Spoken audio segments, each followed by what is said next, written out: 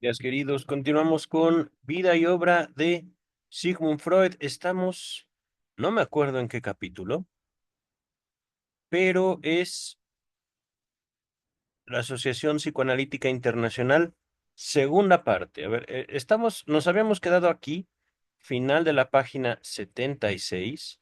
Leímos más o menos 10, 11 páginas el video pasado. Ajá. Es un texto, capítulo 3, volumen 2. Esto es importante. Ya vamos avanzados en el estudio de la biografía oficial de Sigmund Freud. Ajá. Segundo volumen de tres, es decir, vamos poquito menos de la mitad. Ajá. Y todavía tenemos bastante que estudiar, que trabajar sobre la vida y obra del doctor Sigmund Freud. Ahorita estamos estudiando la biografía oficial por Ernest Jones, escrita, eh, editada por Jones, ajá, junto con un equipo de trabajo, pero Jones era el principal. Ujú. Entonces comenzamos donde nos habíamos quedado. Ya leímos todo esto en el video pasado, video que les dejo en la descripción. Permítanme un segundo. Aquí está. Para apuntar las referencias internas. Ajá. Entonces, página 76. Aquí nos habíamos quedado. Vamos a retomar un poco antes de cómo el doctor Jones, eh, siendo uno de los primeros discípulos de Sigmund Freud, divulgaba el psicoanálisis. Ajá. Se trataba de compartir con otros médicos y personal, digamos, con su trato humano, que tiene su contacto con otras personas como método de trabajo, las ideas freudianas. Y aquí me llama mucho la atención, Donald Fraser, ajá, un sacerdote, podemos decirlo, un pastor protestante, iglesia presbiteriana, no era católico, ajá, pero, digamos, una doctrina cristiana, y que tuvo que renunciar al cargo a causa de sus ideas freudianas. Ahí nos habíamos quedado, ajá, hablando de Donald Fraser, no Fraser, Fraser. Por supuesto, dice Jones, primer ejemplo de esta clase de persecuciones, es decir, no sé qué decía Freud, pero malo, malo, malo. Usted, Donald, afuera de del ministerio, afuera de la administración de una iglesia protestante. Ya no serás un ministro presbiteriano. Ciertamente, y esto es curioso, cómo el psicoanálisis podría ser condenado desde fuera, podría ser, digamos, atacado, pero en el momento en el que uno se acerca a sus postulados, uno pierde el miedo al psicoanálisis y no solo eso, sino que nos damos cuenta cómo esos ataques que vienen de afuera son injustificados, se deben principalmente a un prejuicio de los atacantes, y vemos cómo el psicoanálisis puede aportar mucho, muchísimo a las personas y a los grupos. Ajá. Ahorita con ese pequeño comentario vamos a continuar a partir de aquí que nos habíamos quedado. 2 años más tarde, es decir, 1911, sin embargo, el doctor Andrew Davidson, secretario de la sección de Medicina Psicológica y Neurología, invitó a Freud y a Jung y a Havelock Ellis a presentar personalmente trabajos en el Congreso Médico Austral Asiático de 1911. Todos ellos enviaron trabajos que fueron leídos en el Congreso. En 1910, dio Freud a publicidad las conferencias pronunciadas en Worcester, las 5 conferencias sobre psicoanálisis. Se las dejo en la descripción. Lo vimos en el video pasado, si mal no recuerdo. 5 conferencias.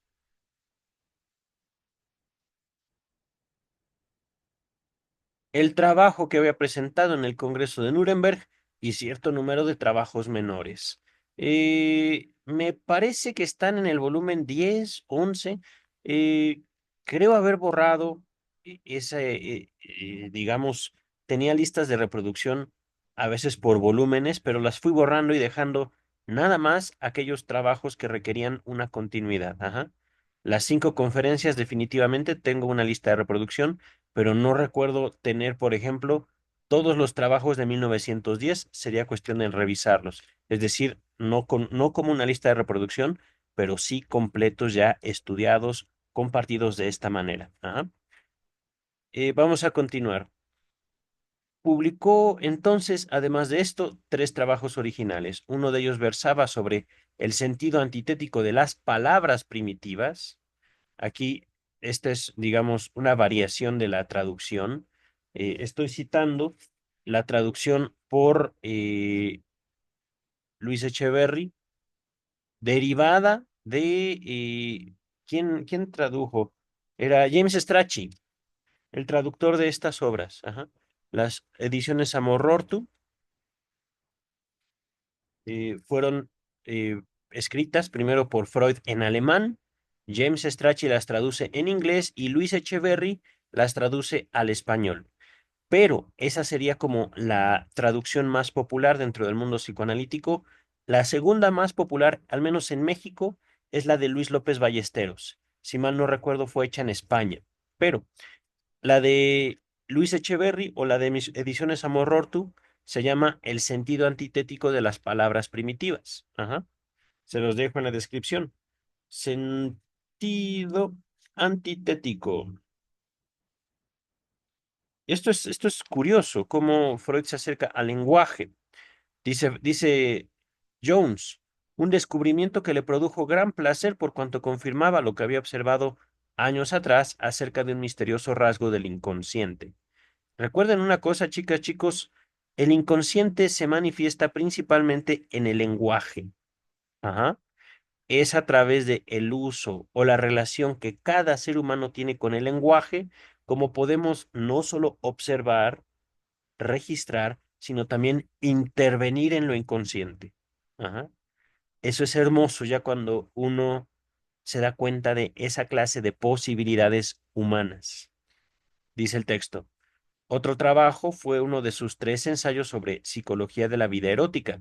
Aquí, Luis Echeverry, o en ediciones Amurortu, es Contribuciones a la psicología del amor. Se las dejo en la descripción.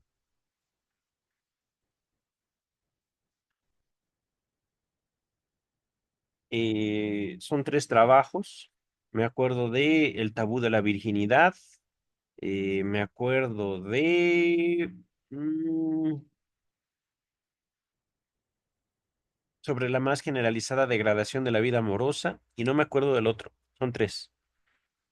Dice el texto. Pero el acontecimiento más importante de 1910 fue su libro sobre Leonardo da Vinci. También en la descripción se los dejo.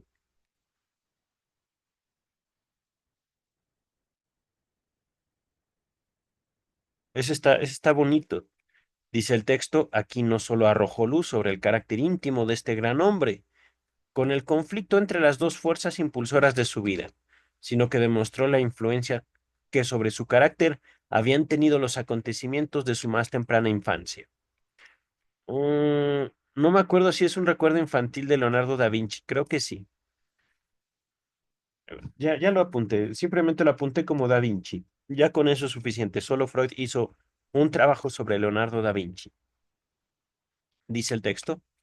Durante el verano de 1910, Gustav Mahler, el famoso músico, se sentía muy desdichado en sus relaciones con su mujer y el doctor Nepalek, un psicoanalista vienés que era pariente de la mujer de Mahler, aconsejó a este que consultara a Freud. Desde el Tirol, telegrafió a Freud pidiéndole cita. Freud siempre se mostró muy poco dispuesto a interrumpir sus vacaciones por motivos de trabajo profesional, pero no pudo rehusarse tratándose de un hombre de la valía de Mahler. Pero su telegrama, en el que fijaba fecha y lugar de la reunión, fue seguido de otro de parte de Mahler, en el que éste renunciaba a la cita. Pronto llegó otra requisitoria igual, con el mismo desenlace. Miren, es decir, Mahler le pidió, quiero consulta, e inmediatamente no había. Teléfonos celulares, no había WhatsApp, no había siquiera teléfono. Ajá. Era cuestión telégrafo. Mahler escribía un mensaje, pasaban días, llegaba a Freud. Y así, quiero una cita con usted. Y inmediatamente yo creo, Mahler decía, no que cree que siempre no, ya no puedo ir con usted. Y luego otra vez, cita, ya no. Ajá. Mahler era víctima de la manía de duda o la locura de la duda, de su neurosis obsesiva, y repitió este juego 3 veces. Freud tuvo que anunciarle finalmente que la última oportunidad de verlo sería antes de finalizar agosto, fecha en que se proponía partir para Sicilia. Se citaron entonces en un hotel de Leiden, a continuación de lo cual anduvieron caminando durante 4 horas por la ciudad y realizando una especie de psicoanálisis. Aunque Mahler no había tenido previamente contacto alguno con el psicoanálisis, Freud declaró que jamás se había encontrado con una persona que lo entendiera con tanta rapidez. Es que miren, este es el punto, queridas, queridos. Y fíjense, Freud, digámoslo así, no le dijo, Diván, consulta, 1 hora a la semana o 1 hora diaria. Ajá. Simplemente vámonos a caminar. Pu, pu, pu, pu, pu, pu. Ajá. Y segundo, Mahler era un músico, un artista. Y así, no era una cuestión, digamos, de hay que ser médico para practicar el psicoanálisis, hay que ser psicólogo, hay que ser filósofo, hay que tener preparación religiosa. Nada de eso. Simplemente así. Es una cuestión a veces de sensibilidad, es una cuestión de honestidad para con uno mismo. Les diré con palabras suaves la recomendación que se me hizo en mi formación como psicoanalista. No te hagas tonto. Ajá. Lo estoy diciendo suave. En la vida real fue mucho más fuerte. Y tenía razón la doctora. No te hagas tonto. Ajá. Dice el texto. Mahler se sintió muy impresionado por una observación de Freud. Palabras de Freud. Supongo que la madre de usted se llamaba María. Tengo que deducirlo de varios indicios de nuestra conversación. ¿Cómo se explica que se haya casado con una mujer de otro nombre? Alma, siendo que su madre desempeñó evidentemente un papel dominante en su vida. Mahler le dijo entonces que el nombre de su mujer era Alma María, pero él la llamaba María. Ella era hija de Schindler, el famoso pintor, cuya estatua se alza en el Stadtpark de Viena. Presumiblemente también en la vida de ella tuvo importancia un nombre. Esta labor analítica produjo evidentemente su resultado, ya que Mahler recuperó su potencia y el matrimonio fue feliz hasta el día de su muerte, que desdichadamente se produjo apenas un año después. Aquí, queridas, queridos, no sé si ven esto ustedes. ¿Qué es eso? Parece o una raya que le hicieron al archivo o un signo de interrogación, no lo sé, pero miren, es que una pregunta, queridas, queridos. ¿Un tratamiento garantiza la vida? Ah, ah. Y no solo estoy hablando de un tratamiento analítico, un tratamiento médico incluso. A veces es cuestión de brindar todas las herramientas para unas horas dignas. Horas. Pero continuamos con el texto. En el curso de la conversación, Mahler dijo que Mahler dijo de pronto que ahora comprendía por qué su música se vio siempre impedida de alcanzar una máxima altura, y en sus pasajes más nobles, los que se inspiraban en las emociones más profundas y se veían echadas a perder por la irrupción de una melodía vulgar. Su padre, persona brutal a lo que parece, trataba muy mal a su madre y cierta vez hubo entre ellos, cuando Mahler era un muchacho, una escena especialmente dolorosa. Tan insoportable le resultó que salió corriendo de su casa. En ese preciso momento, un grupo callejero estaba silbando la popular aria vienesa Ach du lieber Austin. No sé qué es Ach. Ach. Desde ese momento, según opinaba Mahler, la alta tragedia y la fácil diversión se hallaban inexorablemente unidas en su mente, irremediablemente unidas. Y cualquiera de los dos estados de ánimo acarreaba forzosamente al otro. Fíjense, alta tragedia y fácil diversión. Paradójico, pero humano, dice el texto. A finales de verano, en este año, perdón, de este año, 1911, Freud y Ferenczi hicieron un viaje juntos por el sur de Italia. Fueron primero a París, donde pasaron la noche del 1 de septiembre y el siguiente día fueron a Florencia, Roma y Nápoles, donde embarcaron para Sicilia, donde estuvieron hasta el día 20 de septiembre. El tiempo que habían pasado en Sicilia resultó ser decisivo para las futuras relaciones entre los dos.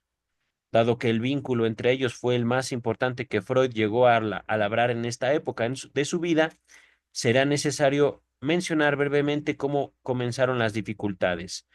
Antes de continuar, que yo sepa, Ferenczi estuvo hasta el final de su vida con Freud, Ferenczi acá está, pero hacia el final de su vida, Ferenczi se entregó, digamos, a voy a decirlo así, una pasión, no hacia Freud, no era una pasión física, sino más bien una pasión intelectual. Ferenczi quiso usar el psicoanálisis para salvar la vida de las personas. El furor curandis se le llama, las ganas de salvar, lo cual es sumamente peligroso, queridas y queridos. Para aquellos que queremos, a los que queremos ayudar, entre comillas, pero principalmente para nosotros mismos como seres humanos. La autonomía debe ser un valor fundacional en toda relación humana. Voy a dejar hasta ahí mi comentario porque el caso de Ferenczi, el biógrafo que estamos viendo, dice, Ferenczi murió loco. Ajá. Eso lo menciono como comentario.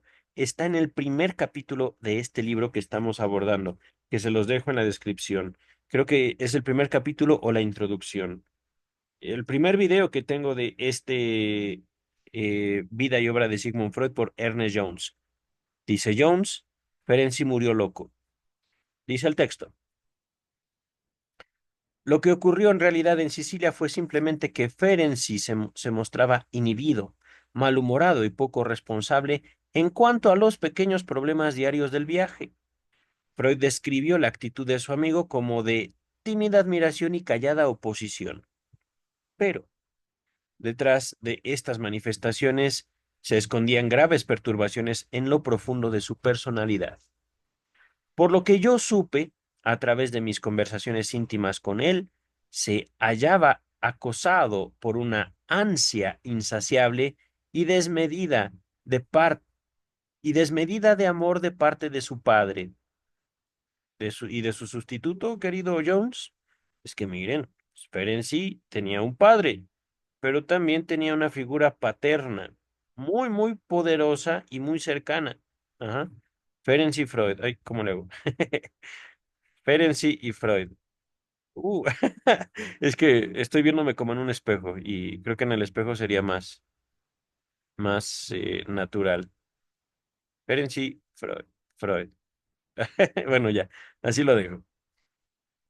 Era la pasión dominante de su vida y constituyó indirectamente la fuente de los desdichados cambios que 20 años más tarde introdujo en su técnica analítica, cambios que tuvieron como resultado el apartarlo de Freud. Si bien Freud, si bien no a Freud de él, es decir, Ferenczi se apartó. Freud lo siguió hasta donde pudo. Ajá, porque Freud lo quería mucho a Ferenczi. De hecho, eh, hay unas palabras que Freud le dedica a Ferenczi cuando Ferenczi fallece. Ajá. Voy a buscar vida y obra. Voy a buscar la carta, digamos, de despedida de su amigo, el, ¿cómo se dice? Las palabras que Freud pronuncia durante su funeral de Ferenczi.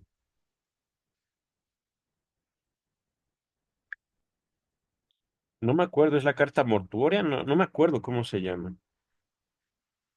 Yo ya no pinto esto. Ahí está. Dice el texto, sus exigencias de intimidad no conocían límites. No debía haber reservas ni secretos entre Freud y Ferenczi. No se animaba, naturalmente, a expresar abiertamente nada de esto, de modo que esperaba, más o menos confiado, que Freud diera el primer paso. Aquí, queridas, queridos, podrían ustedes hasta cierto punto olerlo, intuirlo, el carácter homoerótico de la relación entre Freud y Ferenczi. Pero no era el único. Freud y Jung no tenían como tal relaciones sexuales. Los tres hombres estaban casados, pero los tres hombres, y seguramente hasta cierto punto Jones, tenían una relación de amistad tan cercana que rayaba en esta película que se llama Secreto en la Montaña, más o menos, ¿no? Digo, en Secreto en la Montaña sí tienen relaciones sexuales dos amigos y se hacen amantes durante casi toda su vida. Aquí, al menos en estos registros, no se tiene noticia o conocimiento de intimidad física entre Freud, Ferenczi y Jung. Estos dos seguramente se odiaban, Ferenczi y Jung. ¿Por qué? Porque competían por el amor del padre de Freud. Ajá. ¿Y por qué digo el padre? Por ser la figura, el líder, ajá, el que tenía el poder. Ujú. Pero, queridas y queridos, la historia avanza. Y ahorita regresamos a la biografía oficial. Ajá. Pero Freud no estaba en igual estado de ánimo. En las vacaciones se sentía muy contento de despreocuparse de todos los fastidiosos problemas de las neurosis y los conflictos psicológicos profundos para buscar descanso y renovación en los goces del momento. Qué bello. Y mucho más aún en un viaje como este, en el que había tantas cosas nuevas, interesantes y hermosas de ver y explorar. El ánimo de Freud, fíjense. Este caballero de aquí es que lo quiero, lo quiero, lo quiero, lo quiero, lo quiero, lo quiero, lo quiero. Dígame que me quiere. Dígame que me ama. Gran maestro. Y Freud como, la vida, el mundo está ahí, vamos a ver, vamos a ver." Y no se dio cuenta de que le estaba rompiendo el corazón a su amigo. Seguramente, bueno, así lo digo yo, a lo mejor el biógrafo nos dice otra cosa. Lo único que quería Freud era tener un compañero agradable que tuviera gustos semejantes a los de él. Pues no lo tuvo. Bueno, parece que no. De regreso a su casa, Ferenczi escribió una de sus extensas cartas explicativas de autoanálisis, en la que expresaba su temor de que, a causa de su comportamiento reciente con Freud, pudiera abrigar el deseo de no tener nada más que ver con él. Es decir, Ferenczi se avergonzaba de sí mismo, de su intenso deseo de ser su amigo cercano. Podemos decirlo así. Ajá. Hasta donde conocemos. No tenemos conocimiento de que hayan sido amantes, no lo sabemos. Es decir, ni lo podemos afirmar ni descartar. Ajá. Simplemente, ahí está la evidencia. Ujú. Dice el texto, pero Freud se sentía más amistosamente que nunca, tal como lo demuestra la siguiente carta. Es notable comprobar con cuánta mayor claridad se expresa usted escribiendo que hablando. Palabras de Freud parece ser. Yo conocía naturalmente muchísimo, o la mayor parte de lo que usted acaba de escribirme, y no me será necesario darle más que unas pocas explicaciones. ¿Por qué no le he reprendido? Para abrir el camino a una mutua comprensión. Es bien cierto que esto fue una debilidad de mi parte. Yo no soy el superhombre psicoanalítico que usted se ha forjado en su imaginación, ni he superado la contratransferencia. Es decir, yo te quiero, amigo, te respeto, te quiero. Ajá. Pero fíjense, también, ¿por qué no lo dice directo, doctor Freud? ¿Por qué la necesidad de esconderse tras palabrejas ahí complejas y, en fin? Mm, Dice el texto. No he podido tratarla a usted de tal modo, como tampoco podría hacerlo con mis tres hijos. ¿Por qué? Aquí ya lo dijo.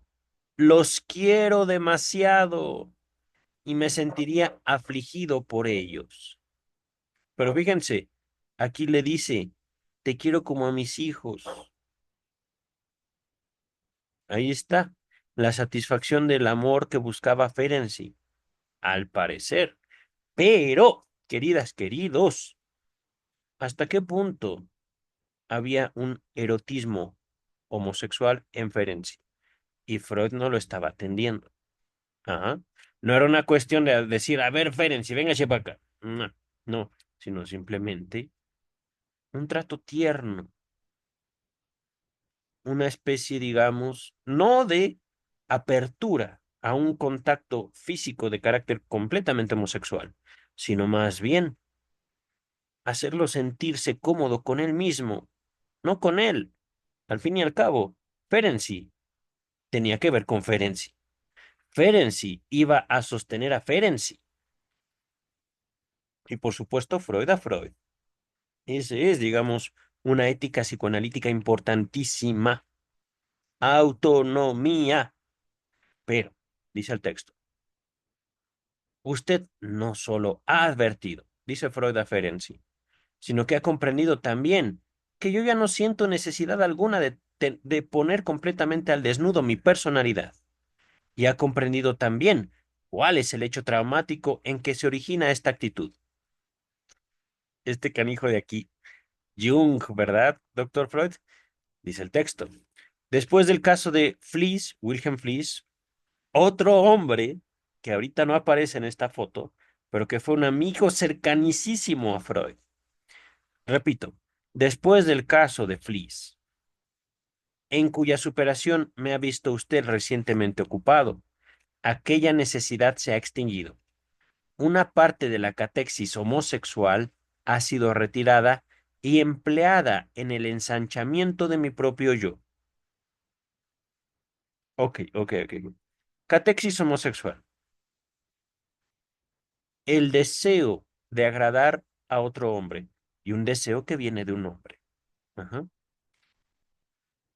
¿Quiere decir que Freud era abiertamente homosexual? No, pero tampoco negaba, digamos, esta doble relación edípica. Quiero a mi mamá, quiero a mi papá. ¿Para qué los quiero? Para jugar, para estar con ellos, para que me vean y me sonrían y yo les sonríe. Yo les sonrío a los dos. Ajá. Catexis. Me gustaría compartir con ustedes la definición de catexis, que por supuesto es una definición especializada. Ajá. A mí no me gustan esa clase de palabras feas. Yo les llamo feas porque, miren, pongo catexis e inmediatamente decía catexis Freud. Ahorita tal vez no se vea mi celular, pero inmediatamente en psicoanálisis. Es básicamente como una palabra, ¿cómo se dice? Como sectaria, podríamos llamarlo. Ajá. Dice la respuesta por inteligencia artificial. En psicoanálisis, la catexis o catexia, también llamada investidura o inversión emocional, se refiere al proceso de asignación de energía psíquica a una persona, objeto o idea. Es decir, la cantidad de energía emocional que se concentra en algo. Ajá. Y hablando de catexis homosexual, es decir, la energía que Freud depositaba en otros hombres. Ajá. Podemos también entenderla como la capacidad de amar de un hombre a otro hombre, pero que no tiene que ver necesariamente en la relación física, coital, homosexual, sino la capacidad de respetar o de tener afectos tiernos a otro hombre, reconocer, admirar. Ajá. Vamos a continuar. Ahora, aquí, ensanchamiento de mi propio yo. Ese es el objetivo de el psicoanálisis como procedimiento, o al menos uno de los objetivos. Ajá. Agüita.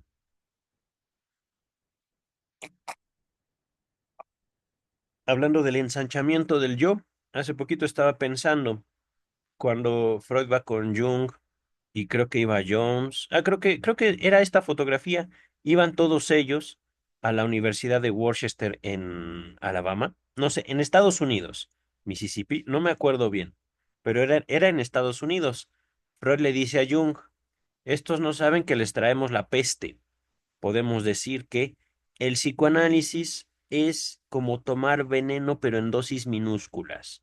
Uno adquiere una inmunidad, uno adquiere una fortaleza yoica, uno adquiere la capacidad de enfrentar muchísimas cosas en los más diversos ámbitos. Justamente, es una forma de nombrar ese ensanchamiento del yo a partir de enfrentarme a lo que yo le tengo miedo dentro de mí, a partir de hablar aquello de lo cual yo no he querido saber en mi vida y que curiosamente me define. Ajá. Dice el texto, he tenido éxito allí donde fracasan los paranoicos. Esta frase la había escuchado. La voy a repetir. Después de mi amistad con Fliss, en cuya superación me ha visto usted recientemente ocupado, aquella necesidad se ha extinguido. Una parte de la catexis homosexual ha sido retirada y empleada en el ensanchamiento de mi propio yo. He tenido éxito allí donde fracasan los paranoicos. Esto es también psicoanalítico. El paranoico huye de su propio deseo homosexual, de su propia necesidad de amar a alguien como él o ella. Ajá. Vamos a continuar. Usted debería saber además que yo me sentía menos bien y sufría más a causa de mi trastorno intestinal de lo que me mostraba dispuesto a confesar. A menudo me he dicho a mí mismo que quien no pueda dominar enteramente su Conrado, no sé qué es eso, no debería salir de viaje. A ver, Conrado, nota pide página número 1. El término que usaba Freud para referirse a los intestinos. Ok, ¿y por qué la necesidad de ese término? Pero bueno, neurosis. Es decir, eh, aunque no parezca, también Freud reprimía y también Freud tenía sus síntomas neuróticos. Pues claro, es aquí donde debería haber comenzado la franqueza, dice Freud. Pero usted no me pareció bastante dueño de sí mismo, como para no sentirse enseguida demasiado angustiado por mí. Es decir, yo me oculté frente a ti, mi amigo, porque no quería preocuparte, porque te veía preocupado. Y entonces, pues, no me sentí tan cómodo, pero tampoco quería molestarte. Ajá, dice el texto.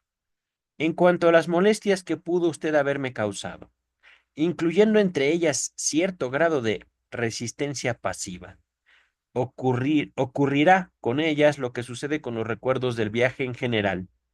Uno los refina, los pequeños trastornos se olvidan y todo lo que fue hermoso se conserva para propio placer intelectual. Es decir, pequeños detalles, querido, te quiero. Eh, eh, di- pero ¿por qué no lo dijo así? Así, directo, porque así era Freud. Simplemente, una de las dificultades de leer a Freud es a veces su inteligencia, su uso tan refinado del lenguaje que lo lees, te quedas embelesado, pero dices, ¿qué dijo?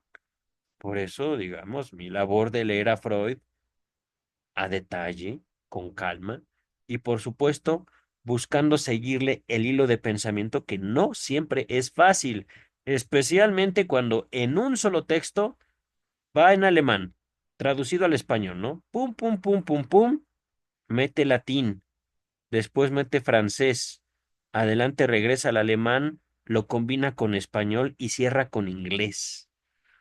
¡Arr!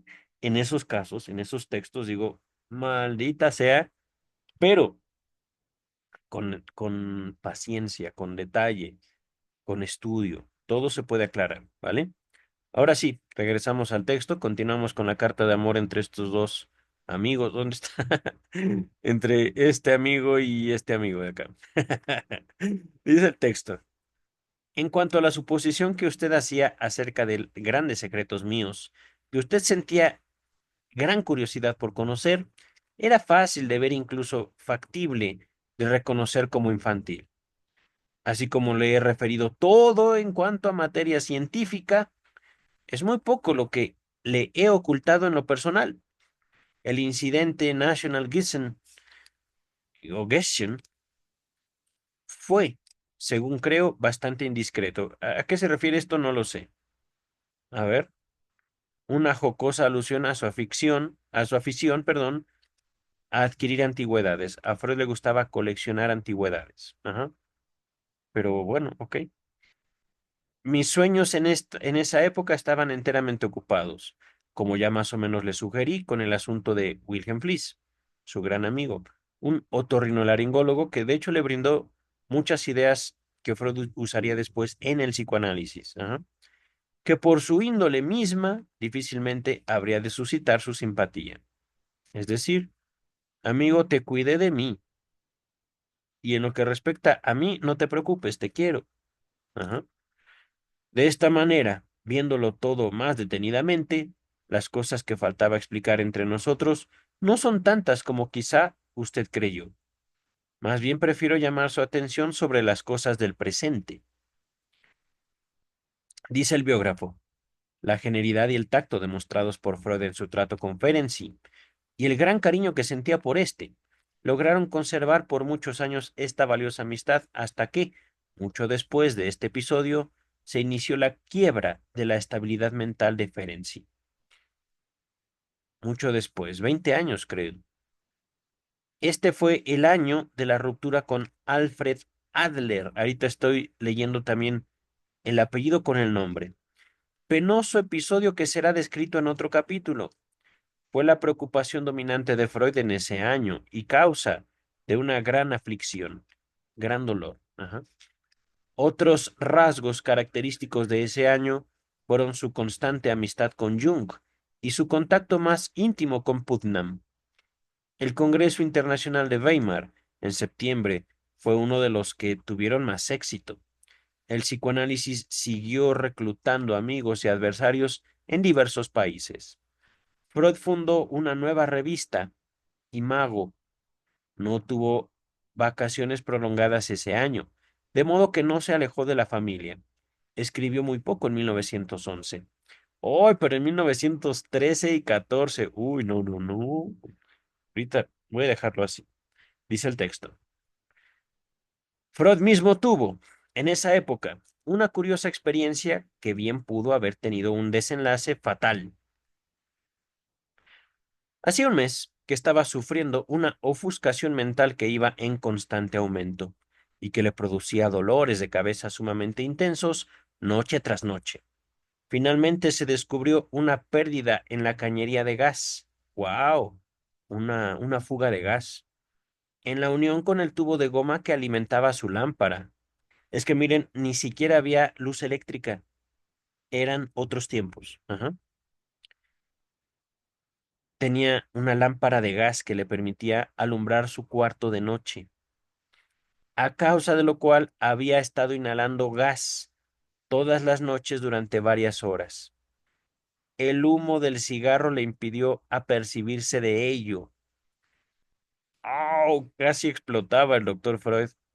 3 días después de encontrarse el defecto, Freud estaba completamente restablecido. Ah, pero quería fumar, ¿verdad, querido? Dice el texto. A principios del año, Freud anunciaba que su originalidad estaba desapareciendo.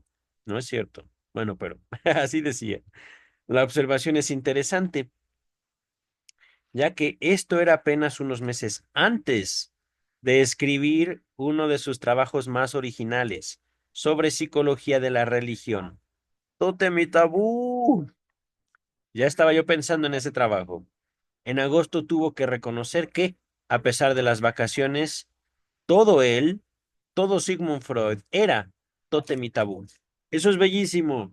Cuando te embarcas en una tarea tan desafiante y tan emocionante como tótem y tabú. Es uno de los mejores trabajos de Sigmund Freud. Se los dejo en la descripción.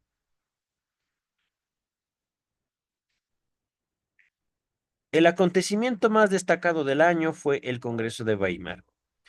Se realizó los días 21 y 22 de septiembre con una atmósfera amistosa que recordaba el primer Congreso. No hubo esta vez la inferencia de una oposición vienesa. Freud había pasado previamente unos días con Jung en su nueva casa de Kuznach y Putnam había venido a Zúrich para reunirse con ellos. Otros norteamericanos que asistieron al Congreso fueron T.H. Ames, creo que es Arthur Abraham Brill, no me acuerdo, y Beatrice Hinkle. En total asistieron 55 personas, incluyendo algunos visitantes. Queridas, queridos, antes de continuar, pequeño, pequeño comentario. No recuerdo exactamente. En el último congreso, pero no de la Asociación Psicoanalítica Internacional, sino de la Asociación Mundial de Psicoanálisis, ya es más bien una asociación influida por el psicoanálisis lacaniano. No puedo decirme psicoanalista lacaniano porque respeto la figura de Lacan.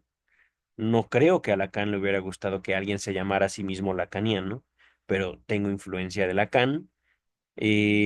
En el último congreso de la Asociación Mundial de Psicoanálisis, éramos, no me acuerdo si 200 o 2000, y por supuesto conectados. No se trata de una conexión, digamos, como hermandad. Hay mucha también división, sigue habiendo división, naturalmente hay conflictos, pero estábamos atentos, conectados en todas partes del mundo a través de Internet. Eso fue muy bello. Ajá. Y también el trabajo de los traductores, bellísimo. Pero, ay, no, los trabajos que se leyeron. No, esa es otra historia. Se las dejo para otro video. Los trabajos, de hecho tengo un video, se los dejo en la descripción también el video que hice sobre el último congreso de la AMP. Dice el texto, los trabajos leídos fueron de elevada categoría. Entre ellos pueden citarse varios trabajos clásicos de la literatura psicoanalítica. El de Ferenczi sobre homosexualidad, ¿por qué será? El de Hans Sachs o Sachs sobre las relaciones entre el psicoanálisis y las ciencias culturales. El excelente trabajo de Otto Rank sobre, así se llama, el tema de la desnudez en la poesía y en las leyendas, dio lugar a un divertido episodio en una breve información sobre el Congreso que apareció en un periódico local. Decía que, así literal, fueron leídos trabajos sobre la desnudez y otros temas corrientes. Esto fue motivo para entibiar nuestro entusiasmo en cuanto a invitar a periodistas a nuestros congresos, es decir, los periodistas no, no escucharon, más bien, bola de perversos y locos estos. Dice el texto, el hecho más sobresaliente del Congreso fue sin duda la presencia de Putnam. Los miembros europeos conocían su noble lucha en Estados Unidos y la alta estima que le tenía Freud. Su apoyo compensaba a este, en parte, la amargura de verse ignorado en Viena. Su distinguida y modesta personalidad impresionó hondamente a todos. Lo mismo le ocurrió a él respecto a lo mismo le ocurrió a él respecto a los otros. Es decir, fue una impresión agradable de Putnam hacia los demás y los demás hacia Putnam. Ajá. En el curso de sus numerosas conversaciones con Freud, felicitó a este por la calidad de sus partidarios. Freud replicó en forma escueta: han aprendido a tolerar una parte de la realidad. ¡Bravo! Eso estuvo genial. Estos médicos han aprendido a tolerar una parte, una parte. Y es que, no, queridas, queridos. Ah, el psicoanálisis es otra cosa, no es terapia. La terapia misma es una afrenta al espíritu de la humanidad.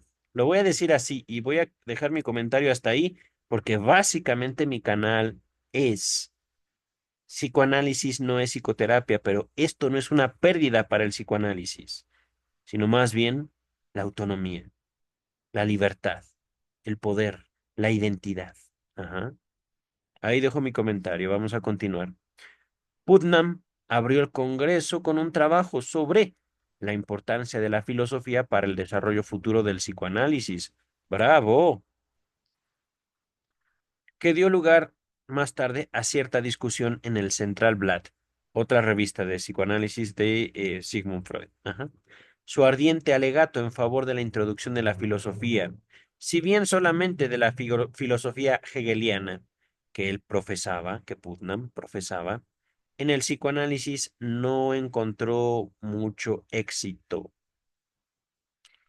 Pues ni modo, ¿qué le vamos a hacer? Pero por eso también después Lacan fue importante. Voy a dejar así mi comentario. La mayor parte de nosotros no veíamos la necesidad de adoptar un determinado sistema filosófico, se entiende. Freud se mostró, por supuesto, muy cortés al respecto, pero más tarde me manifestó: la filosofía de Putnam me hace pensar en un decorativo centro de mesa. Todos lo admiran, pero nadie lo toca. Pues sí, es que miren, el psicoanálisis no se hizo para eh, ocupar el lugar de un discurso religioso. ¿Cómo se llama? Hay un texto de Freud. Oh, no me acuerdo el título exacto. eh, Tiene algo que ver con cosmovisión. Ajá. Lo voy a buscar, es de los últimos textos de Freud, pero se trata justamente de no tomar el psicoanálisis como un dogma, cosa que fue muy necesaria y sigue siendo necesaria para el año 2025. El psicoanálisis no viene ni a sustituir a la religión, ni a la filosofía, ni a buscar imponer sus observaciones. Más bien, nos presenta observaciones que hay que cuestionar en un ambiente científico. Pero vamos a continuar, queridas, queridos. Estoy un poquito cansado, vengo de un día de trabajo. Me gusta este tipo de trabajo, de este tipo, digamos, de lecturas, pero también quiero terminar al menos 2 o 3 páginas del texto que estamos leyendo para seguir con esta disciplina de al menos 10 páginas por video y no sé cuánto tiempo he estado frente a la pantalla el día de hoy. Dice el texto. Freud inició las actividades del segundo día con su artículo que presentó modestamente como un suplemento al famoso caso Schreber. Se los dejo en la descripción, permítanme un segundo. Schreber. Schreber, un caso apasionante, por cierto. Schreber, aunque no lo crean, era un juez, si mal no recuerdo, del Parlamento londinense. Ajá. Un sujeto sumamente educado y sumamente inteligente, que de repente se despierta un día de su sueño, el sueño de Schreber, no sabemos exactamente qué soñó, pero al despertar dice: qué bello sería ser una mujer siendo poseída en el acto sexual, y empieza pronto a degradar, entra en una paranoia, Schreber. Ajá. Freud no lo trató, Freud se enteró después, cuando Schreber ya había muerto, de que publicó su autobiografía, Schreber. Ajá. Y Freud analiza la autobiografía de Schreber. Ajá. No estoy seguro de este dato, si ya había muerto o no había muerto, pero que yo sepa, Schreber y Freud no tuvieron contacto ni físico ni por cartas. Ajá. Schreber no conoció a Freud, pero Freud sí conoció a Schreber a través de su libro. Creo que se llama Memorias de un enfermo nervioso y lo podemos todavía comprar al día de hoy. El libro de la autobiografía de Daniel Paul Schreber. Ajá. Pero les dejo todo el caso de Schreber por Freud en la descripción de este video. Dice el texto ahora sí. Tuvo la importancia histórica de haberle dado ocasión por primera vez de ocuparse de la tendencia de la humanidad a crear mitos. También refirió por primera vez al totemismo e hizo la afirmación de que el inconsciente no solo contiene material de la infancia, sino también vestigios del hombre primitivo.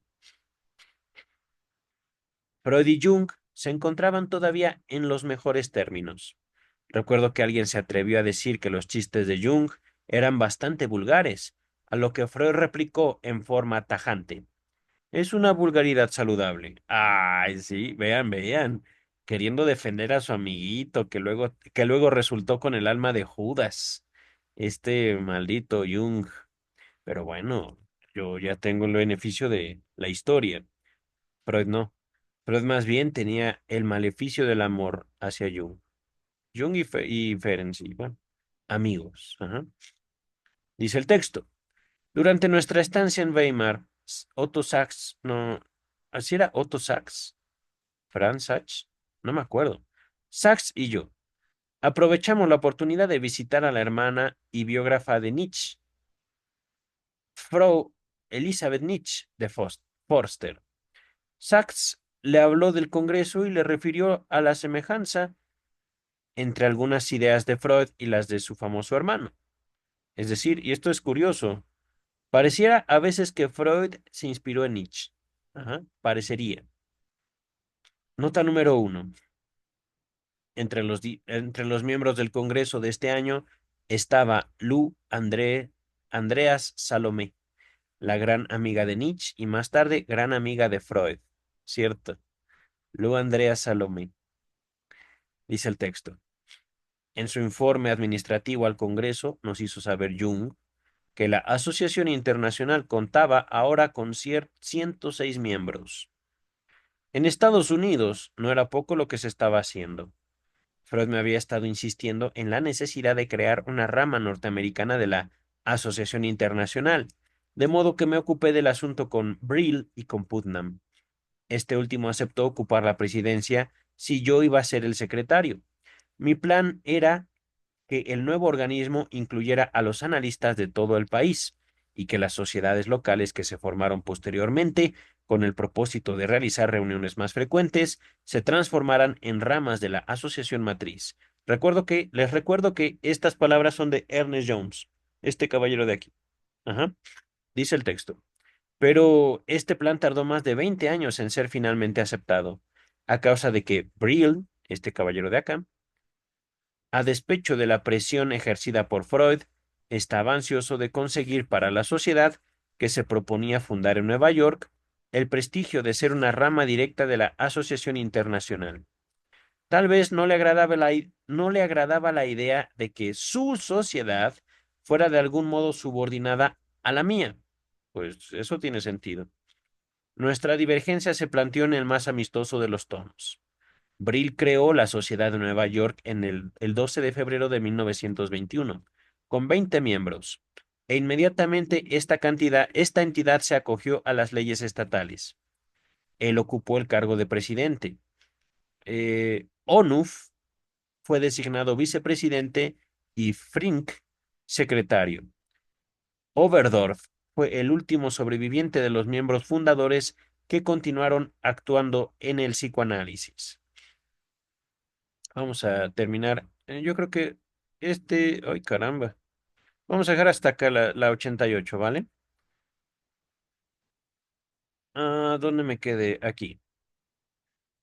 Poco después, envié circulares a los analistas que residían fuera de Nueva York, y el 9 de mayo de 1911 se realizó en Baltimore la primera asociación psicoanalítica americana, perdón. Iba a decir norteamericana, perdón, costumbre. Ajá.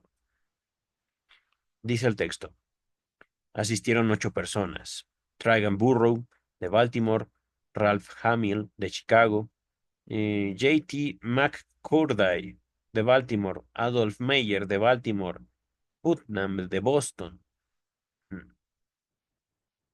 Nettie Hill, de Baltimore, Jung, de Omaha, y yo, Ernest Jones, ajá, que me hallaba entonces en Toronto. La mitad de estos miembros procedían de Baltimore. Este fue el modesto comienzo de la actualmente tan poderosa organización. Oh, querido. Pero en nuestra segunda reunión, al año siguiente, ya se contaban 24 miembros y había una serie de solicitudes pendientes. Ambas sociedades fueron oficialmente incorporadas por el Congreso de Weimar en septiembre de 1911. Bueno, es que miren, aquí Jones habla con el ímpetu del momento.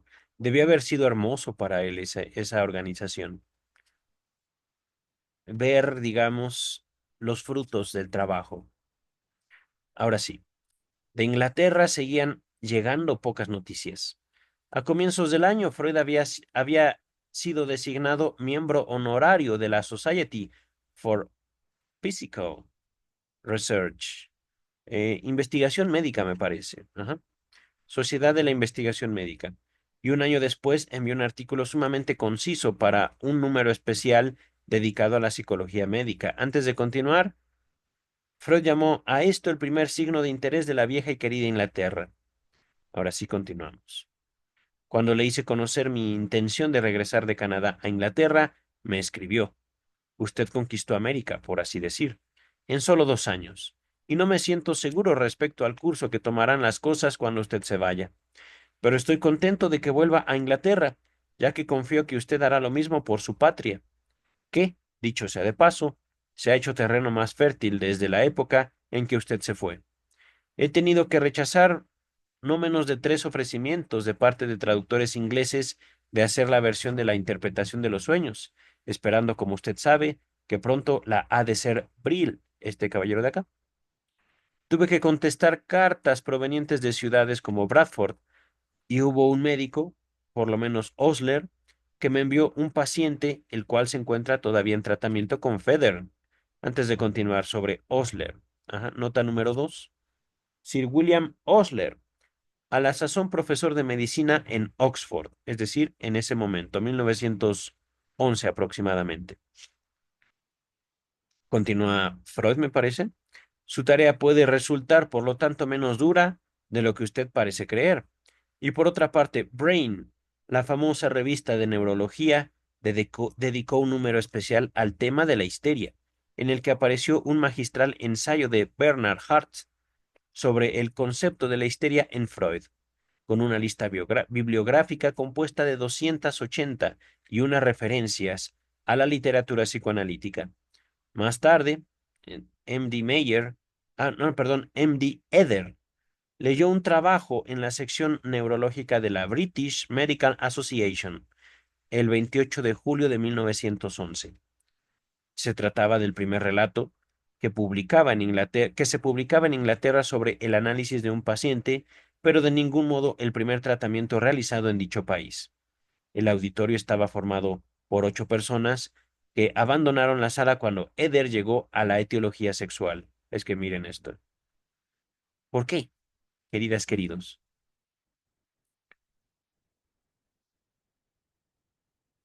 ¿Por qué cuando llegamos a esa parte del conocimiento analítico, la gente huye? Y la gente huye antes de convencerse para tacharlo a él de loco. ¿Por qué? Queridas, queridos, dejamos hasta aquí con ese cuestionamiento, viendo cómo el psicoanálisis va y viene, que justamente de eso trata este capítulo. Ajá.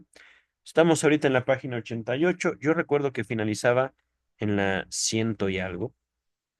página 102. Miren, todavía falta, ¿no? Es bastante extenso este capítulo. Página 109, pero ahí vamos, poco a poco. Yo creo que entonces tenemos otros dos videos por delante antes de terminar este texto, que es un texto bello, histórico, sobre la Asociación Psicoanalítica Internacional o Asociación Internacional de Psicoanálisis, la IPA, International Psychoanalytical Association en inglés. Ajá. Eh, Sería curioso indagar sobre el desarrollo de la IPA. Ya lo haremos porque terminando la biografía de Freud, entraremos a otros terrenos. El objetivo también es llegar a la obra de Jacques Lacan, que por supuesto no entenderemos, ya se los anticipo. Lacan no se trata de entenderlo. Vamos a leerlo, captando lo que podamos y por supuesto dejar que Lacan sea Lacan. Ajá. De eso se trata el psicoanálisis, queridas, queridos. No se trata, digamos, de un tratamiento lineal, sino es más bien un tratamiento atemporal, podríamos decir. Eh, humano, ajá. Voy a nombrarlo así. Y con esto terminamos el día de hoy. Para tomar el próximo lunes de Luis López Ballesteros. Estamos viendo, ya acabamos estudios sobre la histeria. Estamos viendo los primeros textos psicoanalíticos de Sigmund Freud. Ajá. El lunes, el miércoles es de Melanie Klein y el próximo viernes continuaremos con la lectura que estamos haciendo el día de hoy, Vida y obra de Sigmund Freud. Por el momento, bástenos y nos vemos el próximo lunes, queridas y queridos. Bye.